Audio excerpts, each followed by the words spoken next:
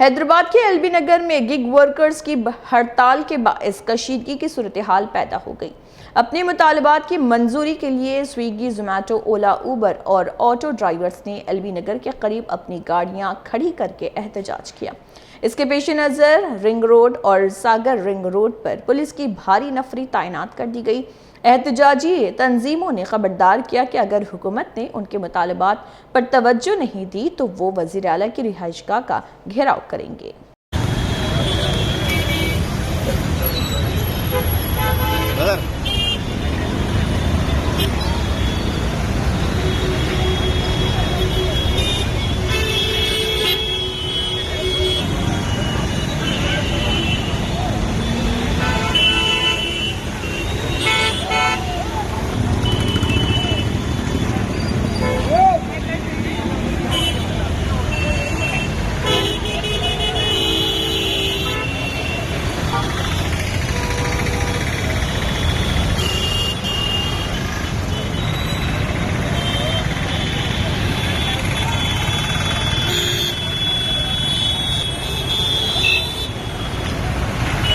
నేను ఎల్బీనగర్ నుంచి auto union నుంచి మాట్లాడుతున్నా।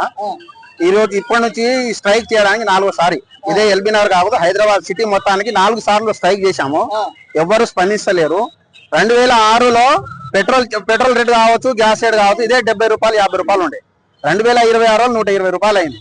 అప్పుడు కూడా చార్జెస్ 10 రూపాయలు 11 రూపాయలు ఉండే। ఆటో చార్జ్ కిలోమీటర్కి వచ్చేసి 10 రూపాయలు 11 రూపాయలు ఉండే। ఇప్పుడు అదే 10-11 రూపాయలు 2020లో కూడా అదే 10-11 రూపాయలు ఇస్తున్నాం మాకు।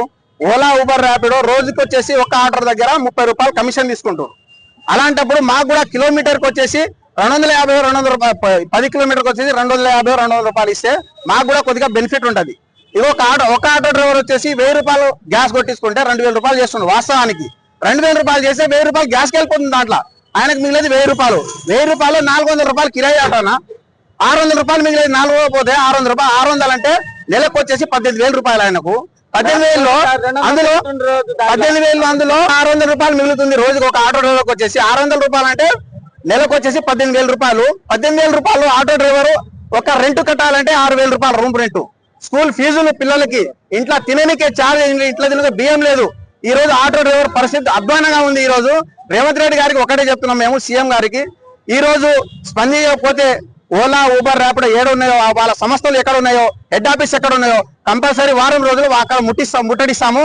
అక్కడ కూడా స్పందించకపోతే రేవంత్ రెడ్డి ఇంటికి ముట్టిస్తాము। ఇంకోటి, కాంగ్రెస్ ప్రభుత్వం రావడానికి రాష్ట్రంలో, తెలంగాణ రాష్ట్రంలో కాంగ్రెస్ ప్రభుత్వం రావడానికి ఆటో డ్రైవర్ ముఖ్య కారణము।